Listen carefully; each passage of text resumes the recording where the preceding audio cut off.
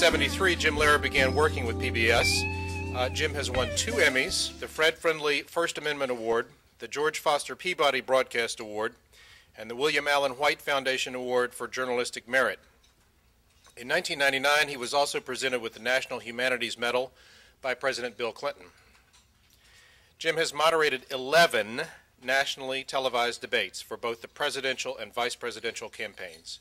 He has an international reputation. Please make welcome Jim Lehrer.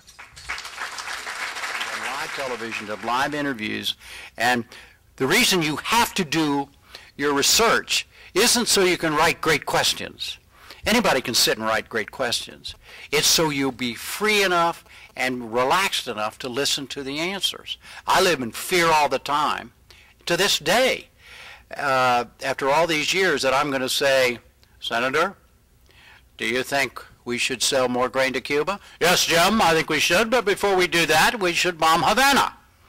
And I say, what kind of grain, Senator? Because that's what I had written down as the next question. And I wasn't listening. It's about, interviews are about subjects, in my opinion, rather than about questions.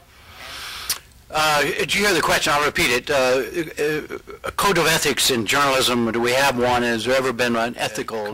They come up every day. I don't know whether they're ethical things, where you make a judgment call about whether to go with a story or not. I can tell you a quick story. It involves somebody you all are familiar with, Jimmy and Rosalind Carter.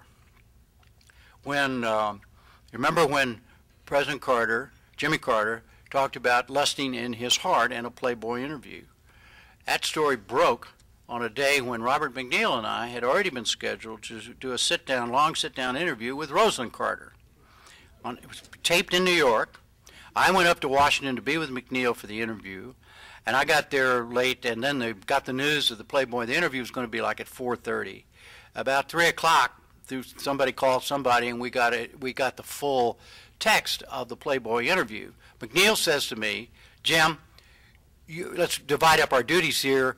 You read the piece and make the decision about whether or not we should ask Mrs. Carter about what her husband said about lusting in his heart. I read the whole piece, and I came back to McNeil, and I said, no, I don't think it would be appropriate. So we did this interview with Rosalind Carter for about 28 minutes and 42 seconds. And it was in our studio, and then when it was over, the lights go down, mics are off. They opened the door to the studio, and about 6,000 reporters ran in there saying, Mrs. Carter, tell us about and of course, she was all prepared to answer the question, and I turned to McNeil, because they wave, and I just turned to McNeil. I said, Robin, I think I made a mistake.